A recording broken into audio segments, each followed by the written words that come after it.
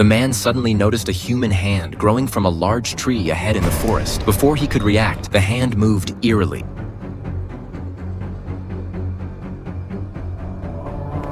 Terrified, he immediately fled, quickly finding his companions. He told the three others about the possible monster lurking in the forest. Hearing this, they all thought Jack was trying to scare them. Seeing his companions didn't believe him, Jack had no choice but to tear open his clothes, revealing claw marks. He insisted these were inflicted by some unknown creature while they slept in their tent last night, urging them to flee this cursed place immediately. Even then, his friends refused to believe him. Enraged, Jack marched ahead to escape the danger. His dramatic display finally compelled the others to follow. What they didn't know was that a terrifying, unknown creature truly lived in the forest, watching their every move. It turned out the four had come to this eerie forest to fulfill the dying wish of a friend who had passed away, to climb the mountain. But just as they prepared to return, one companion accidentally sprained their ankle, rendering the original 10-hour mountain trail impassable. They were forced to take a 5-hour shortcut through the forest instead. But as soon as they entered the woods, their compass began spinning wildly, a harbinger of the peril awaiting them. Sure enough, before long, they witnessed a horrifying sight. A wild deer, its belly ripped open, hung from a tree. At first, they assumed it was bait set by hunters, but Jack soon noticed something amiss. No hunter could have possessed the strength to hang a deer like that, and the wounds on the deer didn't look human-made. They seemed torn open by some immense force. With nightfall approaching, they hurried on, but before long, the sky darkened and torrential rain poured down. To make matters worse, they had lost their way in the forest. Just as they prepared to pitch a tent for shelter, they spotted a small cabin ahead, a lifeline in their desperate situation. To ward off the bitter cold and torrential rain, they rushed inside without hesitation. But just as Jack, bringing up the rear, prepared to enter, an eerie growl echoed behind him. When he shone his flashlight in that direction, however, nothing unusual was visible. Little did they know, they had already caught the creature's attention. Once everyone was inside, they noticed strange objects hanging around the cabin. Assuming they belonged to hunters, they paid them little mind. But when they went upstairs to explore, they stumbled upon a bizarre scene. A headless scarecrow stood in the center, arms raised as if performing some mysterious ritual. Even more terrifying, the scarecrow's feet looked strikingly human. One eerie occurrence after another left them too unsettled to think much, so they retired early, planning to flee this strange place at first light. Yet as they slept, something outside crept slowly toward the cabin. When Jack opened his eyes again, it was already dawn the next day. Strangely, when he stood up, he found himself in a supermarket. Before he could process it,